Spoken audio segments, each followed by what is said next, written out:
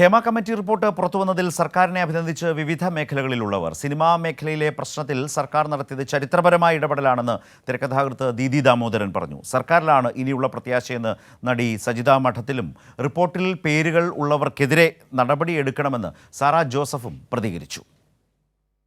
Cinema മേഖലയിലെ പ്രശ്നത്തിൽ സർക്കാർ നടത്തിയത് ചരിത്രപരമായ ഇടപെടലാണെന്നാണ് തിരക്കഥാകൃത്ത് ദീദി ദാമോദരൻ പ്രതികരിച്ചത്. WCC യോഗം ഉടൻ ചേരുമെന്നും ദീദി ദാമോദരൻ കൈരളി ന്യൂസിനോട് വ്യക്തമാക്കി. എനിക്ക് ഒരു കാര്യം അറിയാം, ചരിത്രം അതിനെ അടയാളപ്പെടുത്താൻ പോകുന്നത് അത് സർക്കാരിന്റെയും അന്ന് ഇത് പുറത്തു കൊണ്ടുവരാനുള്ള തീരുമാനവും ഈ പറഞ്ഞ പോലെ ഒരു കമ്മിറ്റി വേണമെന്ന് തീരുമാനിക്കുന്നതും ഒക്കെ അതിന്റെ ക്രെഡിറ്റ് എപ്പോഴും അതിന്റെ പിന്നിൽ പ്രവർത്തിച്ച ആൾക്കാർക്കുള്ളത് തന്നെയാണ്. സർക്കാർ മുൻകൈയെടുത്തതുകൊണ്ടാണ് റിപ്പോർട്ട് പുറത്തു വന്നതെന്ന് സജിത മഠത്തിൽ പറഞ്ഞു.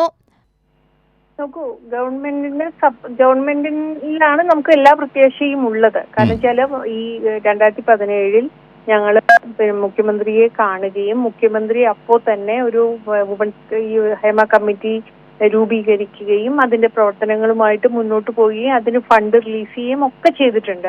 ഹേമ കമ്മിറ്റി റിപ്പോർട്ടിൽ പരാമർശിക്കുന്ന പേരുകൾ വെളിപ്പെടുത്തണമെന്ന് സാറാ ജോസഫ്. അതിൽ പറയുന്ന കാര്യങ്ങളിൽ കുറ്റകൃത്യങ്ങൾ നടന്നിട്ടുണ്ട്. ആരാണത് നിയന്ത്രിക്കുന്നത്? ആരാണ് സത്യത്തിൽ ഇപ്പോൾ ഇതിൽ പല കുട്ടികളും പറഞ്ഞിട്ടുള്ള പോലെ ഇടനിലക്കാരായിട്ട് പ്രവർത്തിക്കുന്നത്? അവരുടെയൊക്കെ പേരുകൾ പറയട്ടെ. റിപ്പോർട്ടിന്മേൽ നിയമ നടപടി WCC ചർച്ച ചെയ്ത് തീരുമാനിക്കുമെന്ന് WCC സ്ഥാപകാംഗം ബീന പോളും പറഞ്ഞു. മൊഴികളുണ്ട്, ഇതെങ്ങനെയാ ഇത് പുറത്തു വിടണം. മാത്രമല്ല ജസ്റ്റിസ് ഹേമ തന്നെ അതിനെ ഒരു ആശയക്കുറിപ്പ് വെച്ചിട്ടുണ്ടായിരുന്നു, ഇതെങ്ങനെയാണ് ഇത് പുറത്തു വിടണമെന്ന്. അതുകൊണ്ട് അതിൻ്റെ ഒരു സമയമായി. നിയമ നടപടികൾ ഇപ്പോൾ ഞങ്ങൾ ഡിസ്കസ് ചെയ്യുന്നേ ഉള്ളൂ. ഇത്തരം സംഭവങ്ങൾ ഉണ്ടായിട്ടുണ്ടെങ്കിൽ അത് പരിഹരിക്കപ്പെടണമെന്ന് ഈ വർഷത്തെ മികച്ച നടിക്കുള്ള സംസ്ഥാന അവാർഡ് നേടിയ ബീന ആർ ചന്ദ്രനും പറഞ്ഞു.